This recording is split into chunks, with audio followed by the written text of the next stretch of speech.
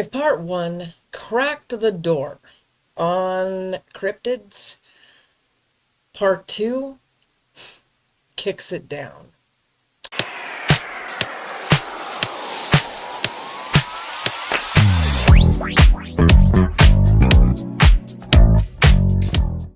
My name is Lindsay Rexanne, and so if you are new here, welcome. I sincerely hope that you see something today that blesses you. If you are a returning watcher, welcome back. So you remember in part one, we talked about all of the what ifs. What if Sasquatch isn't just a story, but a sentinel? And what if the Wendigo is more than just a lesson in mirrors our own unchecked greed?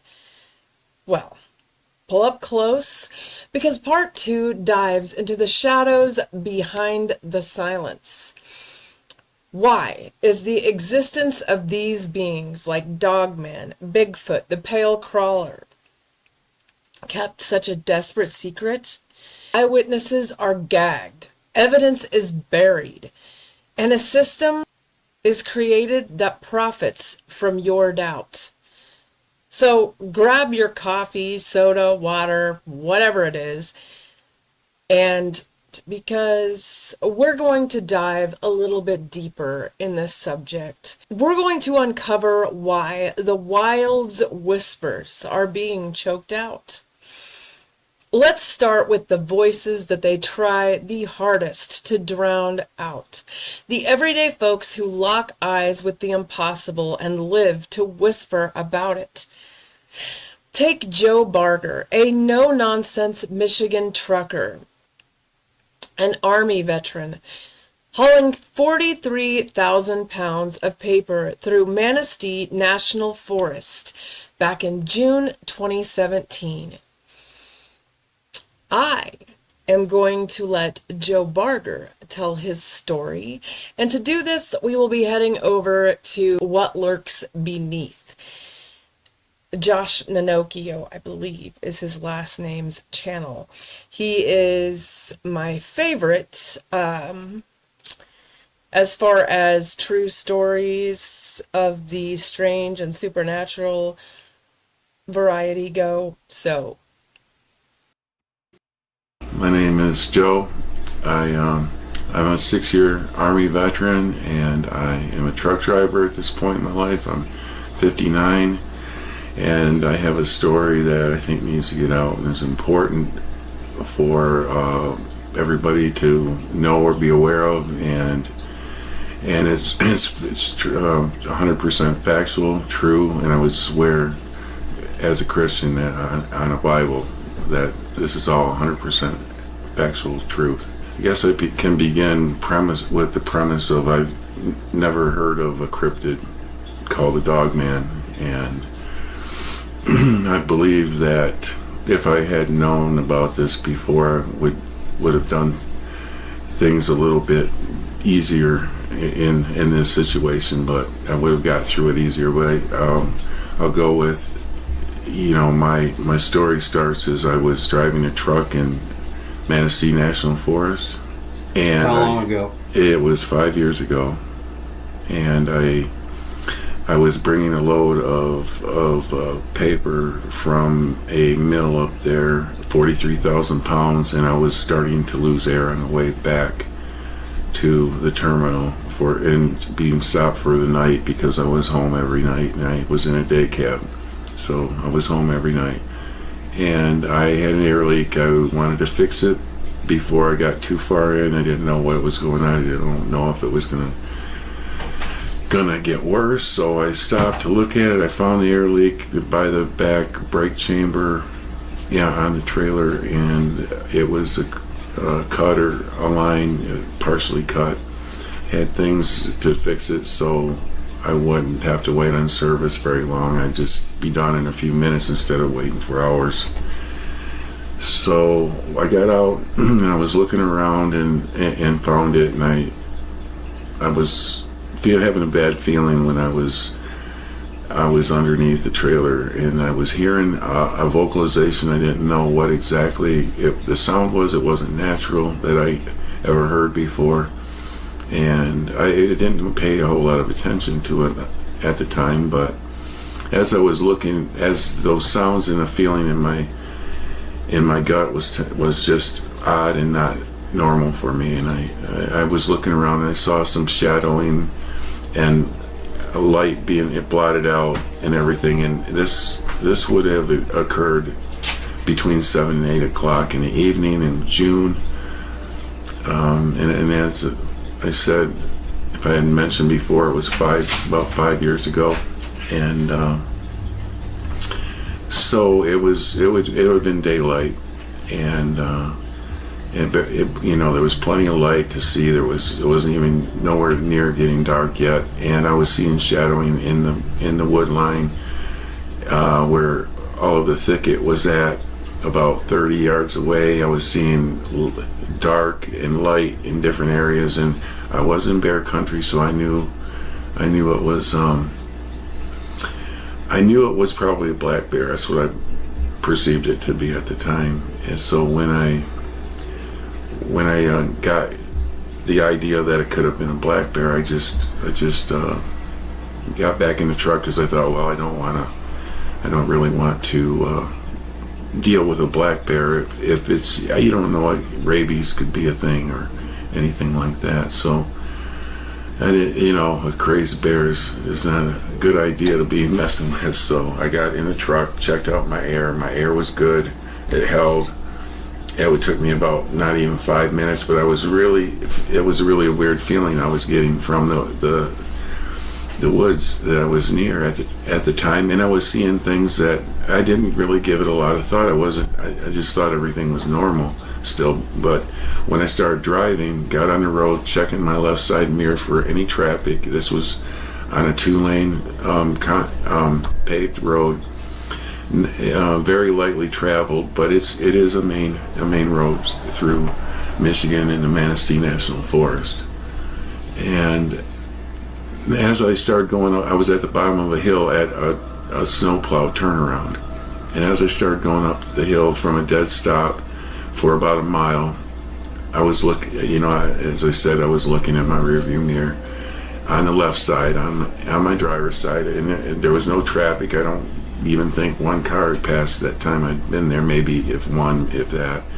And I started going up the hill, and as I looked in my right side mirror, as I was looking over there, at the same time I saw, that it was darker than it should be, and there was a wolf head the size of my window, and my windows were down, and he was trotting along next to me, and I was about 25 miles an hour at that point.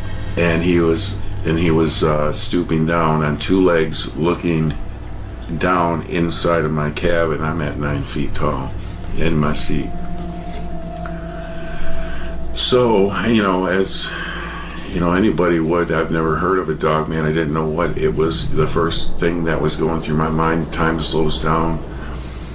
I just thought this kind of a werewolf-looking creature. I could see his shoulders, his paws were coming up, his hands. Actually, they were hands that were coming up close to my window, onto my door, scratching my windowsill and on my handle. I could hear the nails, the claws, and his, So as I was moving along at that speed, I would a million things at the same time. Time slows down, and I thought I was in like an alternate reality or something, because a creature like this don't exist in reality that I've ever known of. And even though I have heard of Bigfoot, and I know those to be something that is in our reality, that this is a whole different thing altogether. It's not even close to what a Bigfoot is.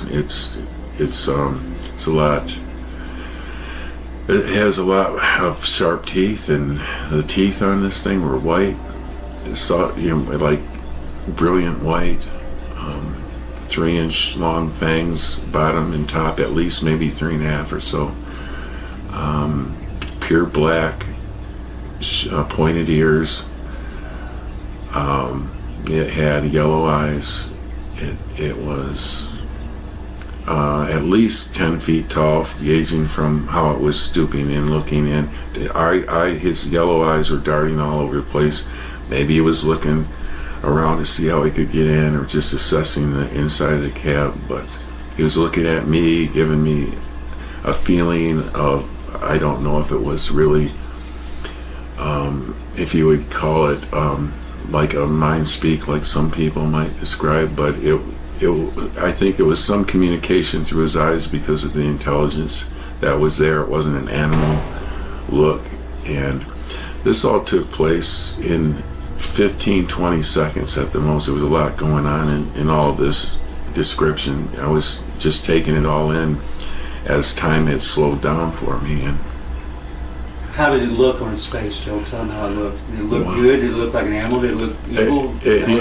Well, how this creature looked was mad and determined to get to me, and he was sneering, and he wasn't making any noises vocally at the time. I never heard anything, any vocalization or growling, but the looks he was giving me and what I was reading from his body language and his sneering at me and the intelligence in his eyes was telling me that, I'm here to get you, and there's nothing you can do about it. That's kind of what popped into my head. And there was so many things that going through my mind at the same time. I thought about trying to roll up the window. There's a lot of things, but I'm like, that isn't going to help me, because it's just not. Even if I did, and I couldn't even find the little levers to pull, the power windows even. It was like I was already shaking, and just my adrenaline was kicking in, and I was just all over the place mentally. But I did have enough faculties to keep the truck on the road, keep it going up the hill. I didn't even really think of my gun until I got this idea in my mind, what was coming across from what I thought was a werewolf, that, oh, you think I can't do anything about it? Well, watch this, watch this. You think I can't? And then I had a gun strapped right here. It was a 45 Colt, and I just pulled it like this and shot twice, and he went down.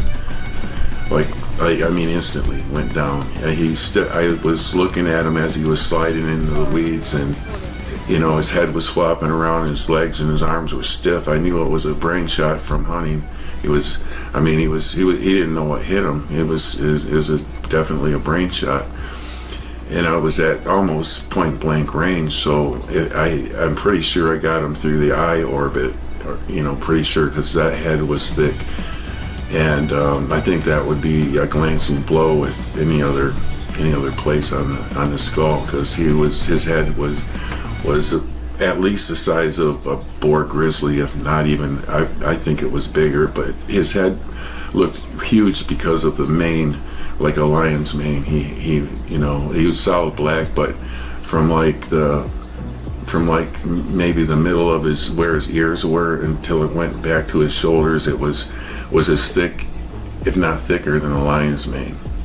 And everything on this animal was black. His skin on his hands were black, where there wasn't hair. His claws were black. Everything was black on him except his teeth and his eyes. And human-looking hand, right? His human-like hands, I saw those really close up, and I would say they were about the size of my steering wheel if they were splayed out. And that is really big, a huge, probably 14 inches across, probably at least, at least that big. And his claws were at least 3 inches long, and they were extremely thick, about like cigar thickness, I would say. Teeth, the canine teeth were about, I would say, a thumb thickness at the top, and down to a point at about 3.5 inches. And after that, after that happened, I saw all the carnage that was going on in my rearview mirror after he went down, and I knew he was dead. I knew it was a kill shot. I've seen it hunting plenty of times when I've gotten a brain hit, and I knew he was dead. But I wanted to make sure if I was I didn't even know what was going on. I was seriously thinking I'm in an alternate reality at this point. I just was, and I was, going through. I wasn't really panicked, but it's the scariest I've ever been in my life. I mean, nothing even comes even. It's in the stratosphere compared to anything else in my life. You're probably in shock. Yeah, I was in shock, but I was still had enough. I had still had enough faculties left to control my truck, to think about I just killed this thing. If this really happened, and I'm not didn't just lose my mind, or I just dreamt this, I don't know what just happened, but I'm gonna turn around, and if this thing is still laying there, I know where there's a turnaround up here about a mile or a mile and a half. After he went down, I just knew, after all these things that was going on in my head, that I wanted to make sure in my own mind that this really occurred, and that if this thing is still laying there, this werewolf is still laying there, that's about 10 foot tall, and looks like it weighs about 1,000 pounds. It's like the size of a horse, at least a good sized horse. And because I could see the whole body as it fell, and as it was sliding and knocking down weeds off the gravel and dirt that it was into, and then it turns into woods about 20 feet in. And I saw his feet, I saw his legs. His body was like human-like. Shoulders, had biceps looked like bowling balls size muscles. He was human looking all the way down until he got to a longer tail. He had a tail which was about 5 feet long, I would say. It was about half the length of his body, it looked like to me, and his feet looked like dog feet or wolf feet, but a little bit longer than like a dog paw would be, more round. These looked a little bit long, but still the same basic look to it. Just maybe dinner plate size or something, instead of, like a dog being about maybe the size of of maybe half of your hand. A good sized dog is about half of your hand. This would be probably the size of a dinner plate. So as after I had fired 2 shots, as I was looking at this creature fall and slide through the weeds, plow the weeds down, I was deciding that at that point that I knew it was dead, but I wanted to make sure. So I turned around about a mile up the road, where I knew there was a turnaround that I could turn a 53-foot trailer around, and I wanted to make sure that I killed it for sure. Even though I knew, I just had to know more about what just occurred, other than, even though it was dead, I'd run it over with my truck and it would be dead. I knew it was going to damage the truck too, because it was big, and if you hit something like that, it's going to tear your truck up. But I didn't care. I just wanted to make sure it was dead, and I could see for myself what really just happened there. So as I was coming back down the hill, I'm looking right where that werewolf was laying, and you can't miss it. It would have been a big black lump the size of a horse laying there. Well, it was gone now, and this is maybe at the most 5 minutes after, by the time I got back to this point. So as I was trying to see what was going on, there was a Jeep parked right next to where that creature was laying, and you could see all of the weeds that were smashed down, plowed over by this creature. And as I was approaching, the people, there was two people there looking around in the same spot where it had laid, and I was concerned about these people being in a spot where it's dangerous, and I stopped and I asked why they were there, what are they doing, and if they needed help. And there was a man and a woman there, and they were just looking at me a little bewildered, and they just said, well, we were just stopped. There was something interesting. A couple of bears were fighting or something in this area, something like that, they told me, and they just thought they were looking for that, and they don't, of course there was nothing there at that point, but you could see where there was, there was some activity, quite a bit had just happened there. You could tell from the weeds and the weeds that were knocked over going into the wood line. Looked like something was dragged up through there? Yeah, something big was dragged up through into the wood line, into the thicket, gone. And so they give me the story like they were just watching a few bears playing around or fighting each other and whatever that was. But I was concerned about, at the time, I didn't give that a lot of thought, but I was worried about them being around outside where I just knew what I just did. I thought anyway what just occurred, and this thing must have been just happened. So what I did is I told him as I was talking to him, I just told him that I didn't want to let them know that I'd just been there, because I didn't want to sound crazy in that what I just did. But I thought that as I was talking to him, there was we exchanged some words, and it kind of, everything was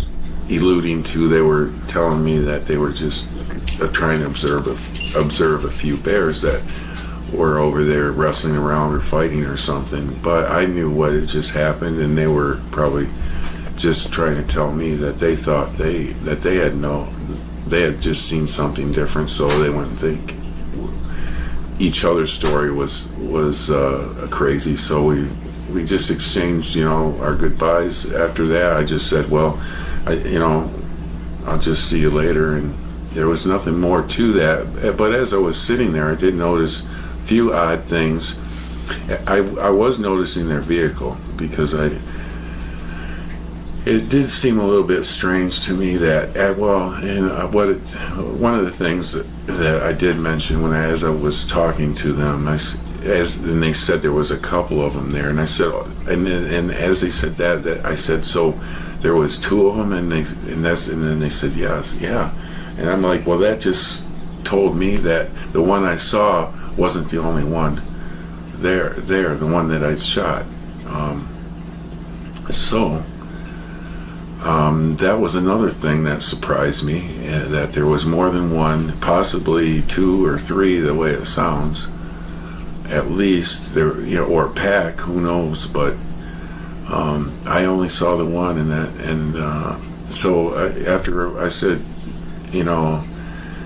goodbye to them, and that they just said they didn't need any help or anything, and so I was just thinking about all of this on the way back, and I was in shock. I was really in shock for a good while, and I was still driving the truck, and I didn't even know how I got back, and I shouldn't have been driving a truck in that state of mind, but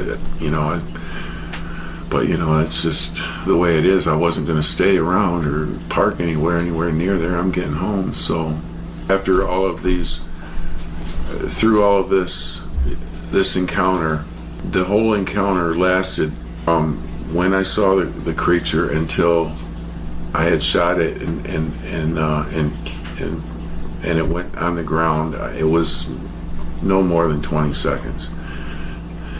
And so the whole encounter really lasted a little longer because of turning around and the people. It was probably a total of 10 to 15 minutes from front to back of the whole encounter by the time I turned around, and the exchange with the two people that I talked to that stopped where the creature went down. But I would say 10 to 15, well, 20 seconds tops for the encounter, and 10 to 15 minutes for the encounter front to back,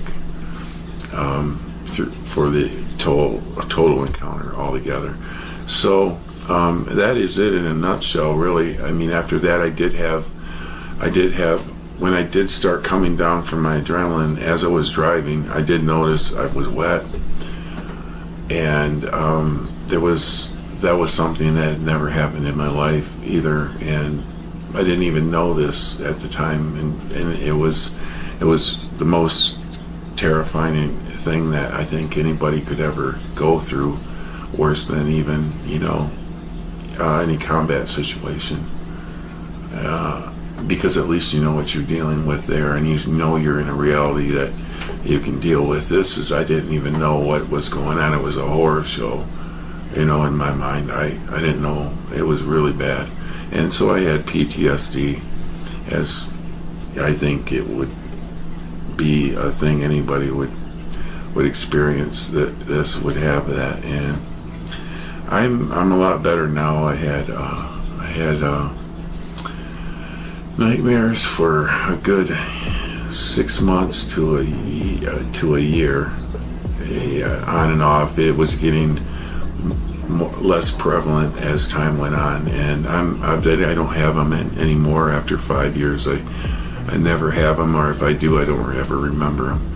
And so I'm in a lot better shape, and I thought it was important to know that I'm mentally more capable of getting this information out, that I should do that at this point. So that's why my story's out now. It just took me this long to get with the right people that I trusted, and that I know have my back and are there with me 100%. Joe, so tell us, did anything ever happen to you in consequence of you killing this thing? Well, yeah, that was another thing. After I got quite a bit better from the nightmares and everything, I had a family member tell me I should get this out to the public, that there's information in my story that's not out there anywhere else that we're aware of, and that I need to put it out there somewhere. So I did that. I talked to one podcaster that's popular in the cryptid space, and I didn't want to be out there public, so he took notes, and he narrated my story about 4 years ago. And after that, it wasn't, maybe it was about I think it would have been about 3 months, not even 3 months later, I was detained at a scale house by state police to wait for federal authorities to come and talk to me, or had some business with me of some kind. So after waiting for around there for a few hours, a couple of federal officials came up to me and told me that, in a very intimidating way, that when they first showed up, that they were very, very angry. The both of them, they were intimidating and angry, and I almost thought they were going to cuff me, but they didn't. I didn't know what was going on, and they said, "You killed one of our assets, and this is how things are going to go down from this point on."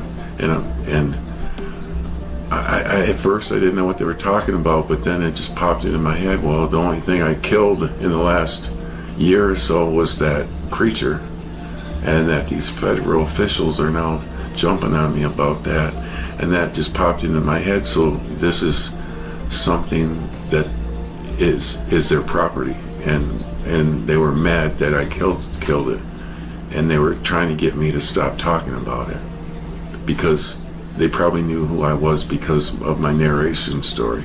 What exactly did they tell you? Can you remember? Well, yes, and I mean verbatim. I don't remember Just everything. tell us what you can. Right? But I do remember them saying, we can do a lot of things to make sure you don't talk about this anymore or discuss it with anybody. And you can, as a truck driver, you can't keep a job if you have a dirty drug test. A dirty drug test could happen. Monetarily things can happen, and and they did shut my bank account off. So that was, I think they were flexing to show that they can. So I did. I shut up. When I found out they could do this. I shut down and just shut it off up until recently, because I didn't want all that smoke.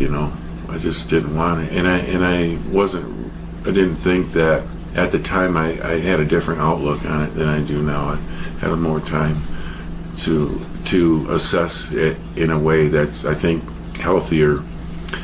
And because this is another thing, while I was there, they took my phone. They knew I had a gun on me, because I'm a concealed carrier, and they took my gun because they said, "We need your gun and your phone." They just knew I had a gun. They give me your gun and your phone.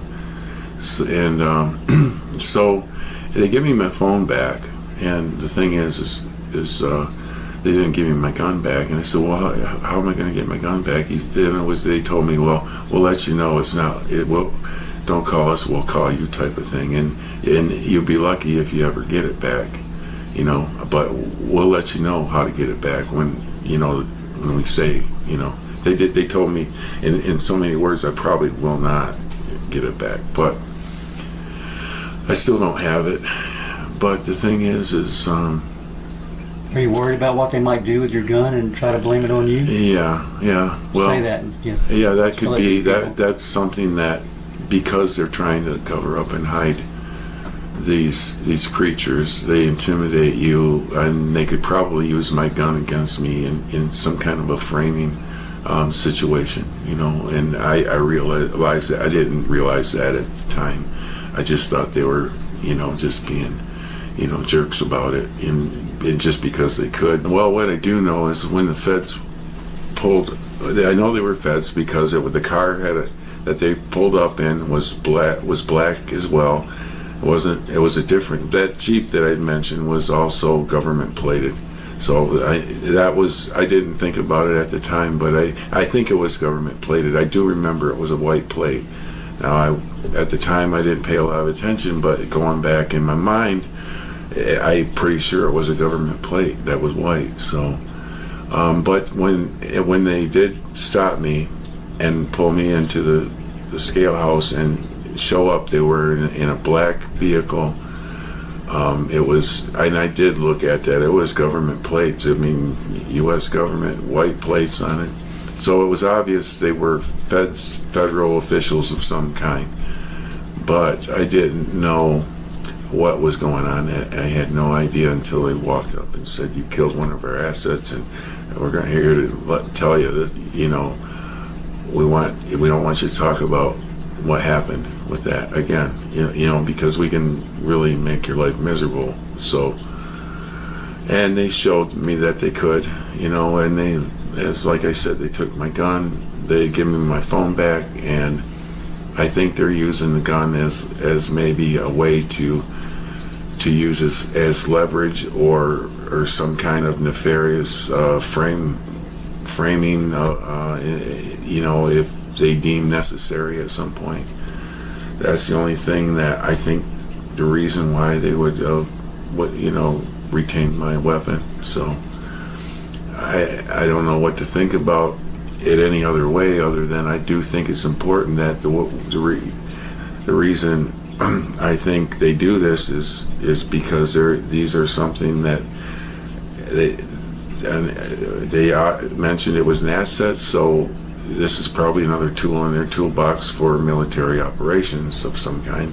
And if they don't keep it under wraps, it won't be a useful tool anymore for them or whatever. But they keep people quiet when they do encounter these things. I think I need to get this out there to as many people as possible, that they know this information, so you can take it for what you want, take away from it what you you believe or what you don't want to believe, but at least you heard it, and if it happens to you, you got something to fall back on.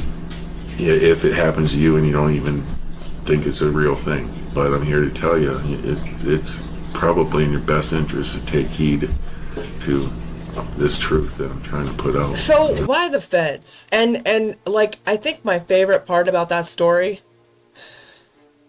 is the fact that they confront him and say, you killed our asset. Like,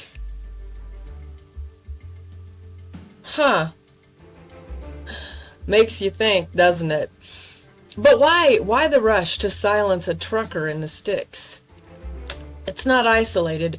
Bigfoot hunters whisper of rangers in Oregon's forest, ordered to ignore reports and skip the paperwork. One anonymous tip states that we found tracks the size of hubcaps. But log it? Nah. Tourism dollars don't like scares. Or the pale crawler in the Carolina woods in 2024. Dispatch receives a call that logs a gaunt, scuttling horror, but the sheriff's report was buried so fast, and the witness photo was lost. Eyewitnesses like Scott Carpenter in Kentucky reveal a dog-headed man that lunges from the tree line, claws raking his truck. Feds show up days later and confiscate the evidence because of course they do. I mean, it's just like the Smithsonian with every time that they find giant bones. Here comes the Smithsonian. And then all of a sudden, No giant bones. because they were confiscated under national security guises. Patterns, y'all. Not paranoia. These are not hoaxes. They're hushed because the truth bites back. So now I want to shift your focus to the man behind the brilliance of Missing 411, David Paulides. For this, we're going to zoom out to the vanishing heart of it all, our national parks, those untamed havens, hiding more than just postcards. So, David Paulides, a retired cop and a no-nonsense investigator who spent 15 years peeling back the Missing 411 veil. David's more than just a cryptid chaser. He started with FOIA requests for missing hikers, hunters, kids. Over 1,440 cases have been documented. Clusters that explode in places like Yosemite and the Great Smoky Mountains, the Boundary Waters, to name a few. But here is the gut wrench. Hundreds vanish yearly.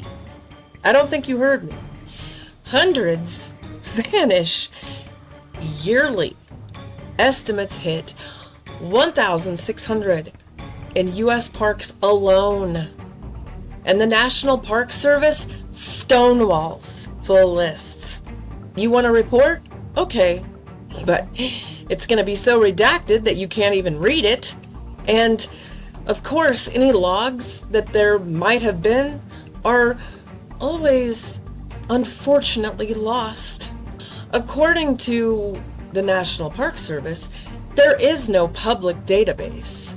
Dave always finds these unique factors that make something a Missing 411 case. And many of these include clothes that have been neatly folded, people who have went missing and then like an area was searched extensively and nothing was found. And then like 2 or 3 months later, all of a sudden, the remains of that person are found in a place that was already extensively searched. And that's happened many times. I highly suggest checking out the Can-Am Project That is David Politis's channel. And so he's done several cases that he has investigated on people who have gone missing under mysterious circumstances. So why? NPS Brass admits underreporting to dodge panic and, of course, to protect the $40 billion tourism cash cow. But whispers from rangers.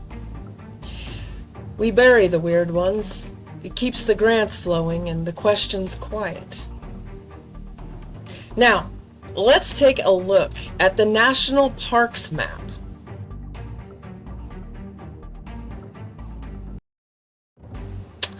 And then we'll take a look at the map that I found of deep underground military bases.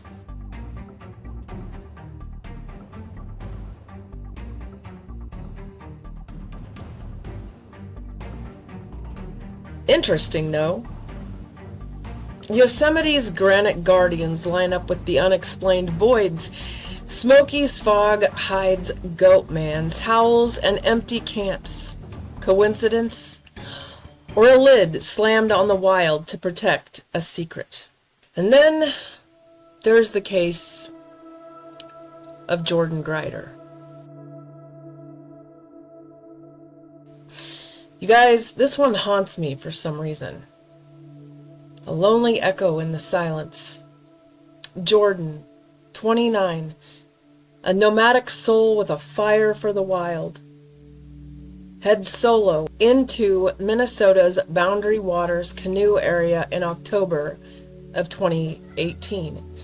6 months later, in April of 2019, Conservation Officer Sean Williams from the Minnesota Department of Natural Resources in Ely, I think, stumbled upon a chilling discovery in the Boundary Waters.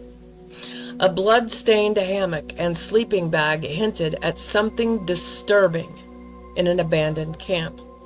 Nearby, scattered bones were found, later confirmed to be Jordan's, closing the case, of course, in the eyes of the authorities. The story haunts me for all of the mystery surrounding it.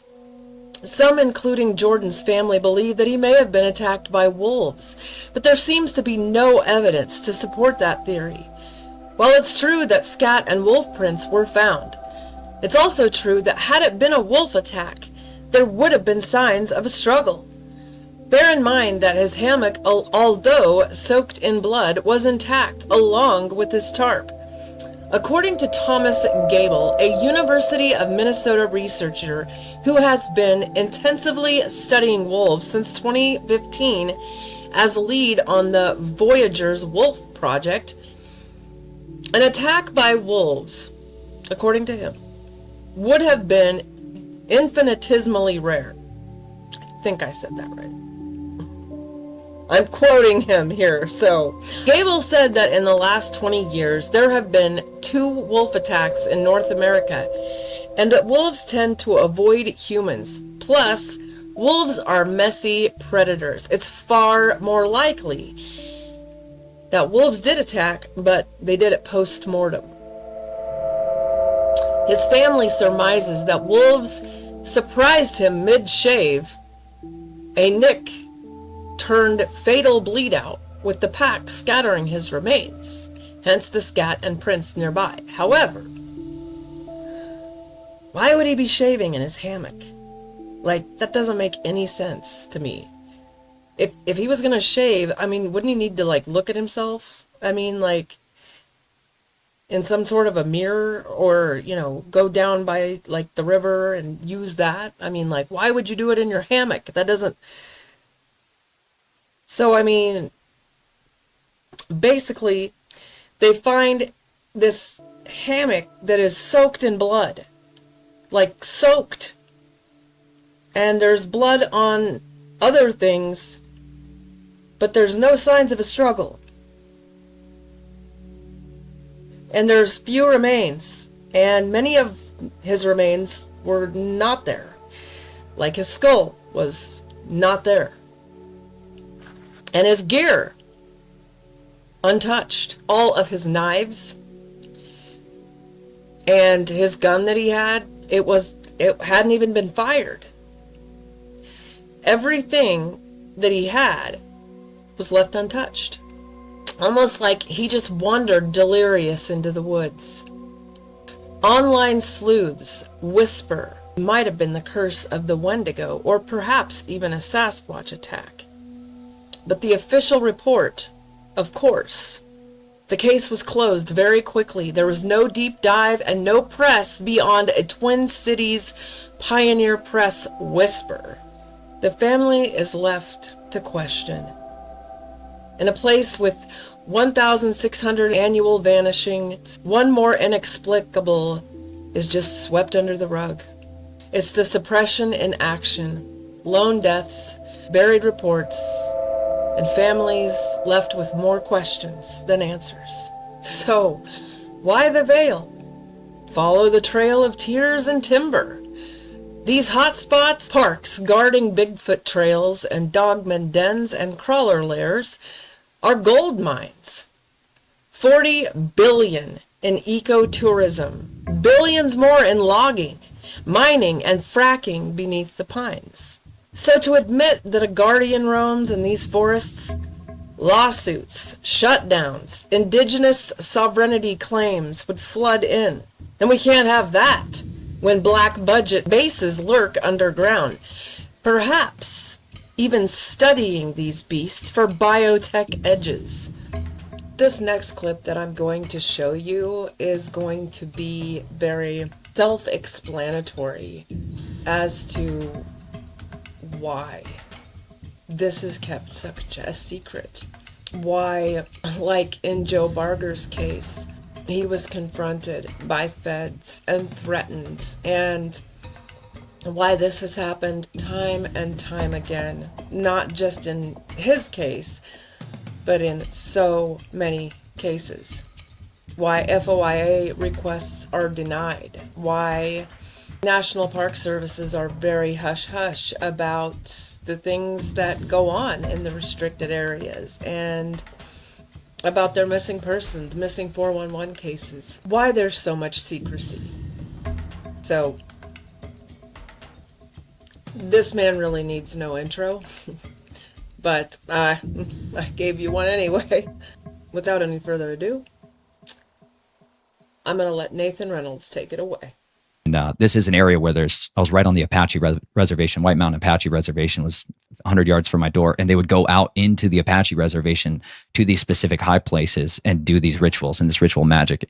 And a lot of that involved. That was when it was the worst to me, because I was old enough to understand how vile what was happening, in ritual magic. And at the same time, I was the most readily influenced by the family side of the equation. I thought the family and the military was the way out, but I hated this occult side of it because I saw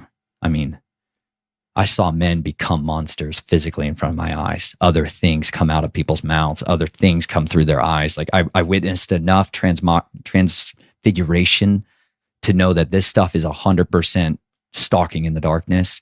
And I don't want that to rule me forever, but it was hard to not resist, you're in it. Well, so, all right, seeing things like that, like you say, all right, so you said you saw men become monsters. Is that metaphorically or literally? It's literally. I've seen men do nasty things like an animal, but then I've seen men become not people. Like literally not be the people. Yeah. Okay. And there is like lycanthropy, and there's these understandings of what the watchers are capable of doing that most people are just woefully ignorant of. And that's why they're perishing. It's because they lack a basic understanding of history. And one of the predominant understandings of what a watcher, specific class of celestial beings, is capable of is augmenting itself. They can shapeshift. That is by their nature. They're literally called metaschizmadzotoi in the Greek in the New Testament. And it's because he says it's marvel not, because Hasatan you could say like transforms himself. That's a good word for it. But he shapeshifts himself into an angel of light. And his messengers, his apostles, disciples, they do the same thing. And he's like, this is because they are capable of becoming anything they want to be in order to deceive on one side of the equation. And that's what they'll do. And so when people start engaging in these necromantic rituals and other stuff, and they start to seek the embodiment of these celestial ones, they can get these things on them and in them, and they can't contain them. And some of these guys who are messing with this stuff, who don't come from the bloodline, are incapable of cohabitating like a parasite, and they feed off of each other and they can't handle it. And so that's why families are recruited from these bloodlines, and children are recruited out, even if they don't know anything about it. Like you said, the vast majority of people who come from these bloodlines, there's a lot of muddying of the waters. There's a lot of purity that's been changed. There's a lot of half-breeds. There's a lot of quarter breeds, right? There's a lot of people that don't know this stuff, and they start to get into lesser magic, and all of a sudden it's like the doors of everybody open to them. But that's why. It's because they can host these things better. Whereas those that don't, they get taken over by this stuff, and they can't change back. They can't return, in a sense. Like, people become completely possessed and are incapable of expelling the darkness after that. And who do you turn to? You're going to go to the Catholic guy who's all into the same thing that you're into, Like, most people don't understand what a real deliverance is required for somebody that has gone down this far down, where they are the consuming people. Like, that's a deep, devastating psychological, spiritual shock, physical, your liver, like the health. This is why I'm huge into health, because I've physically had to try to find ways to help people who have done all of these things. Like, the consumption of human blood does horrific things to the human body. And this is a major practice within this. These families do drink blood. That's why we have these vampire class of people. It's not some kind of myth. People consume blood in order to extend their life force. Like, this is a normal thing. You got billionaires today who admitted on Joe Rogan podcasts and other places where they're like, yeah, I used the blood of my son and all that. Like, you don't understand. This is a religion, and this is a highly effective means of augmenting yourself. And so these watchers will give people this power. Their priest class will dispense that to people who want to go into, like what I come from down there in the Apache reservation was the people that slip between realms and become animals, and it's you are hitting things that are confirming so many things that, like, I speak hypothetically about, almost in the sense that, like, I believe, but I can't prove, kind of thing. Mm-hmm. But like, for instance, years ago, I had a guy on the show, and he didn't say it on the show.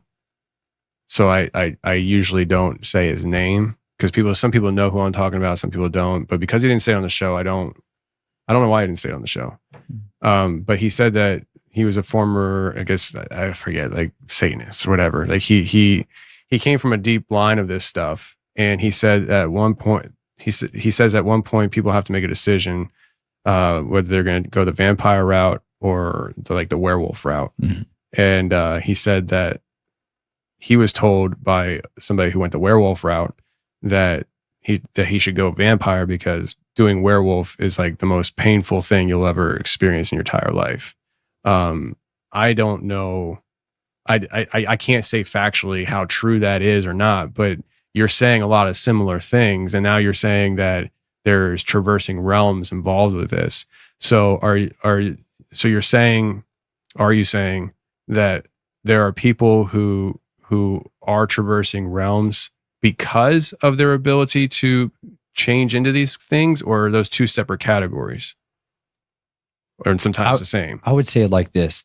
The reason that these First Nation people have preserved these priest class, right? Just all across the world. This isn't just like localized to white European people. There are people here who practice this type of same old religion, and they call them skinwalkers. That's a name for them, right? But these witches and warlocks that practice these things, they go and rob graves, and they take the infants' bones out and they grind them into powders, and they use that as poisons, like that. So the Jesuits was this like massive assassination team training group that was operating there that started training me. Well, then it was like, you needed to learn this spiritual side of assassination and hunting and stalking. And that's where the skinwalkers and the Navajo and the Dene are like they have a different priest class that does that. And so that's what I got put out there for, because they do stuff like slipping between realms. We call them shadow walkers in the industry. Like, these are guys that have this means to go between spaces. And so where you can't hear them, you can't see them, you can't detect them. They're not on thermal, but there's certain types of ways that you can detect them. So it's like you have to get kind of raised up into these arts. And these are like, this is why we call it, like, this is to me the realm of Azazel. I'm just convinced that this is all Azazel's kingdom in that realm, and that side of it. And people are just branching off of his tree of knowledge of good and evil. side of it, and he's ultimately the one that was teaching men these ways of war in that sense of it. But just like with what happened with Nebuchadnezzar, man, they cursed him with lycanthropy. Daniel warns him, hey, don't go down that road. You got a dream from the Most High. Don't do it. And he did it anyway. He said the watchers are going to curse you. And that's literally what they did, man. They cursed him and made him a beast. They took him down the lycanthropy road because that's what they do, man. His hair grew out. His nails grew out. Like, he became a different thing that if you and I spotted it on camera, we would say it's a cryptid.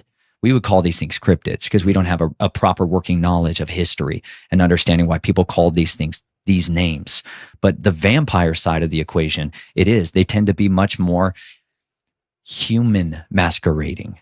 Whereas you get much more feral production when people start to take this other route of becoming a beast. That's kind of the options that they give people in that world. But I believe a lot of the guys that you see out there or who are experiencing these things, they're loose assets for families. Like, these are guard dogs on estates. Like, that's literally, there was a training program I had to go to when I was 9 years old, and we'd go up to this farm in Michigan that was in the family, my dad's cousin, and they train all of these police, military, law enforcement, and VIP protection dogs, but then they have other cages that are man-sized cages for other stuff because that gets brought in by the families, and it's like some of these are people that are just beasts, like physically people that are like not like the rest of us, strength-wise, speed-wise, power-wise, intelligence-wise, and then others of them are just unrecognizable as anything related to man. And so is that their ability, the strength, intelligence, is that something that is brought on through ritual, or is it brought on through like medical injections? I've heard stories of military injecting people with things and they essentially become a super soldier. Is it that kind of stuff or a combination or what? I think it's just both. It depends on who's got high tech and who's got the old tech. The old tech is generally superior. The new tech has side effects. When people are getting injections and are using recombinant DNA to start augmenting stuff, there's other variables that are unpredictable, whereas if you just use a different spirit, you can predict what it's going to be. That's like when a skinwalker kills, that's what you have to go through, man. I'm 9 years old and I have to stink and kill somebody with my hands, a friend, a person that I love, because my family was not somebody I loved. And so part of in order to be inhabited by these spirits that will shapeshift you and allow you to become a different creature, you're going to kill somebody that you love, and you're going to kill them with your bare hands. You're going to breathe in their life as they die. And it's when you do that this stuff comes on you, and that's the stuff that makes you convinced you can never be redeemed. I believe it. Deeper still, it's all about control. If we knew that the wild held watchers fiercer than us, older than our sins, panic would empty the parks, upending the narrative that mans the apex. And after all, us peasants can't uncover too much, because then we'd find out that not only do they know about these beings, but they are behind their creation. Think about it. At the end of the day, Luciferians believe that Lucifer is God, and that they are going to rip a hole in the firmament and fight God and take over heaven. Like, they actually believe that, y'all. Talk about a fool's errand.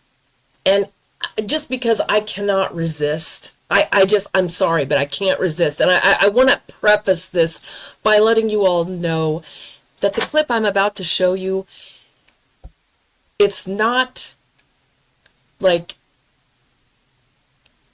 it's fiction, okay? It's not like, oh yes, this is definitely a real thing. This is fiction. A lot of SCP lore is made up. But there's a reason I'm sharing this with you. And it is because I want you to have an inkling of the type of power we're talking about here. Item SCP-001 Object Class Euclid/Keter.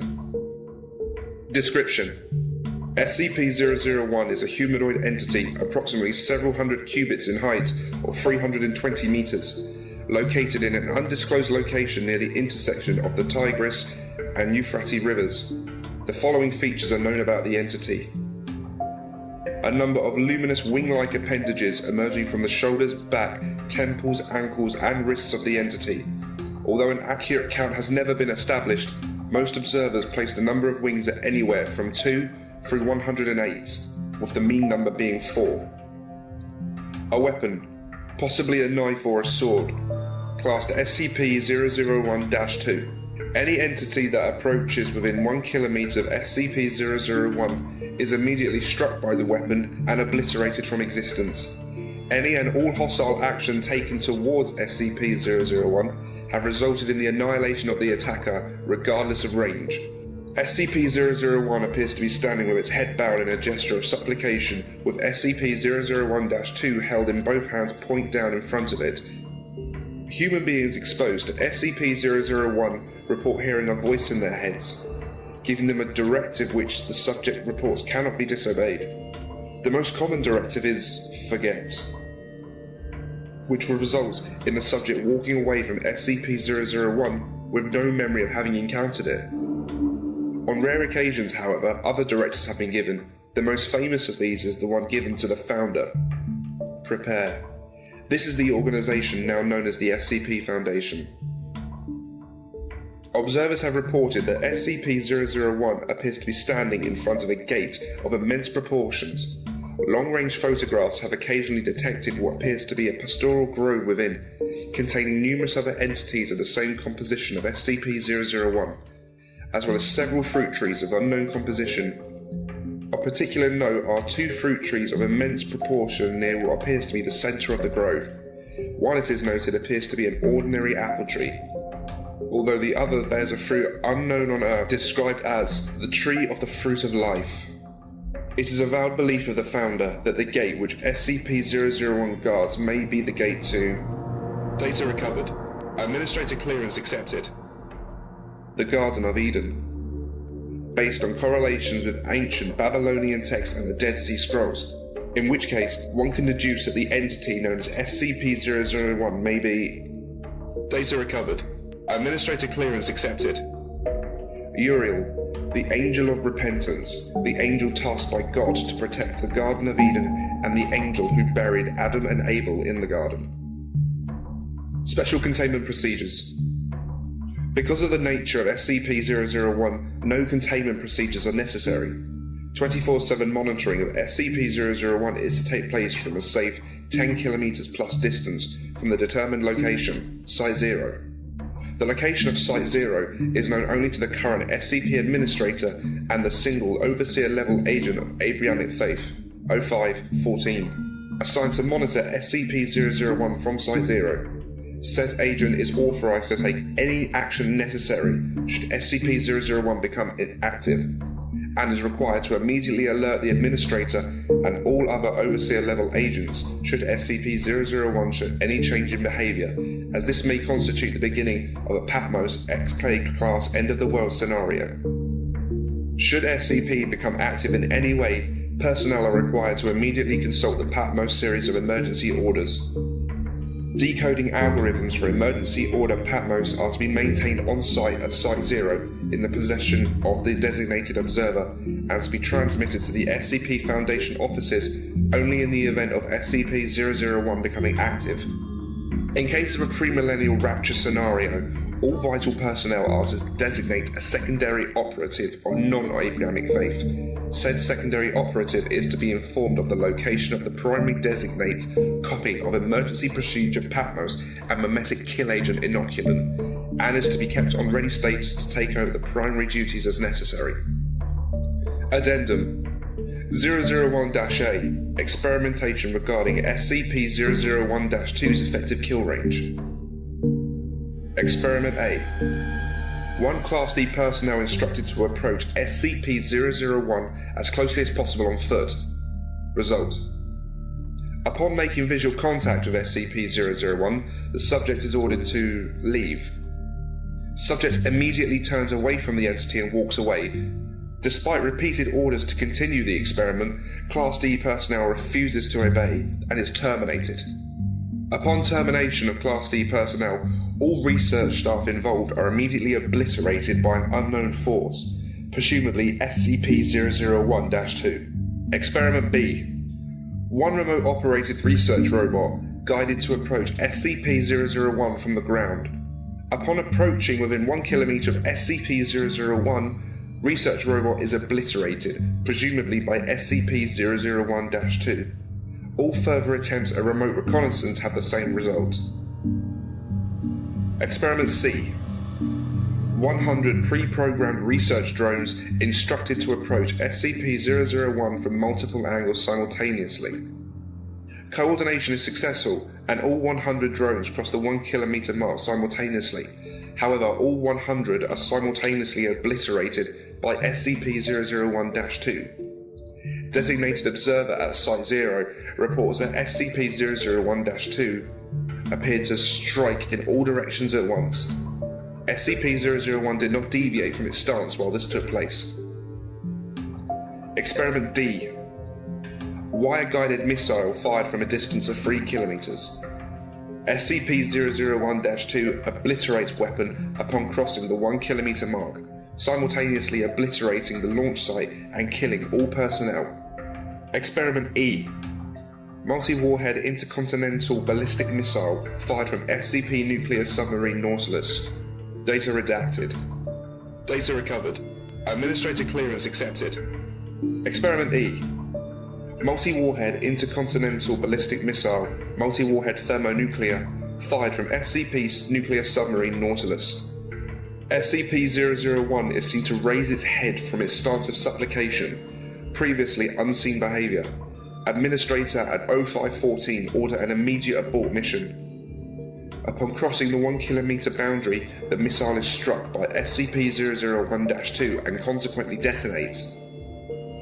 Approximately 1 hour later, long-range surveillance can see through the smoke and shows SCP-001 still in the same position. However, its wings appear to be wrapped around its body. It is assumed this is to protect it from the heat or the radiation, though this is not known. SCP-001 then enters what can only be described as a rage state. SCP-001 extends its wings to a previous position and then raises and points SCP-001-2 towards the direction of the SCP submarine Nautilus, some 65 miles away, and out of SCP-001's line of sight.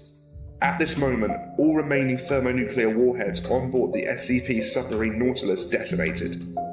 The Nautilus, 4 SCP aircraft carriers, 24 SCP escort vessels, several merchant vessels, and a luxury yacht were obliterated in the subsequent blast. The death toll is estimated at 35,000. This incident represented one of the biggest uses of amnestics and Foundation influence. The entire surrounding ocean for a distance of 30 miles in all directions was restricted. Local news outlet was screened and monitored for no mention of this experiment. The families of the merchant vessels and yacht were terminated to avoid questioning. Amnestics were added to the water supply and released via chemtrails over all countries within a 100-mile radius. By executive order of the Administrator and O5 Council, no nuclear weaponry is ever to be used against SCP-001. Experiment F. SCP-076, Able, and Task Force Omega-7 instructed to approach SCP-001 on foot. SCP-076, Able, refuses to carry out the mission, despite not being informed of the mission's nature. Upon being asked why, SCP-076 replies, "No. Just no." Experiment G. SCP-073, Kane. Due to the result of Experiment F, SCP-073 was not informed of his destination until arriving at Site 0. SCP-073 approached the site on foot. Upon seeing SCP-001, SCP-073 became distressed and asked to abort. SCP-073 was ordered to continue. At this point, the symbol on SCP-073's forehead became Administrator clearance accepted. Data recovered. At this point, the symbol on SCP-073's forehead became unrecognizable. SCP-073's head appeared to split apart, and an incredible bright light seemed to be coming from it, resulting in 3 security personnel going blind. Experiment was terminated due to the effect this had on SCP-073. SCP-073 began begging SCP-001 to stop, stating, Please, my lord. Please, Uriel. I do not seek to enter the garden. Forgive me, my lord. Please, forgive me. 073 was restrained in a Class 5 containment unit and immediately evacuated. Upon crossing 2 kilometers from SCP-001, SCP-073 lost consciousness. See Addendum 001-AA. Addendum 001-AA. By executive order of the Administrator, no further experiments are to be carried out regarding SCP-001. No further SCPs are to be exposed to SCP-001. SCP-001 is not to be used to dispose of dangerous SCPs. Bruh. Okay, if one of God's angels can do that much damage, y'all dumb for trying to rip a hole in the firmament and fight God. Like, praise the Lord. Talk about deception, okay? It's actually funny because these Luciferians pride themselves with how much smarter they are than all of us dumb cattle peasants. But yet, they're the ones trying to fight the creator of the universe, Yeshua HaMashiach. All praise to his name. And think they're going to win. Anyways. But, as far as these cryptids go, the secret is cracking. And that means that the system is also cracking. And I say, let's finish it off. Here's what these are, okay? These cryptids are a part of the enemy's kingdom, which he hopes to use to cull the herd. Proverbs 28:1 says, "The wicked flees when no one pursues." But hold tight, folks, because part 3 now will flip the script. How these shadows don't shatter faith, but forge it unbreakable, like Leviathan tamed by the Creator's word. I want you to comment below if you have ever been out in the woods and felt eyes on you. Tell me. And if you have any stories and you want me to share them, please tell me. I am going to do a video about that. Like if this lit a spark, and subscribe for the full reckoning. Because very soon we claim the light. Stay vigilant and stay rooted and grounded in your faith and, of course, God's word. As always, I do hope that this blessed you. And as always, I love you, God bless you, and of course, I will see you in the next video.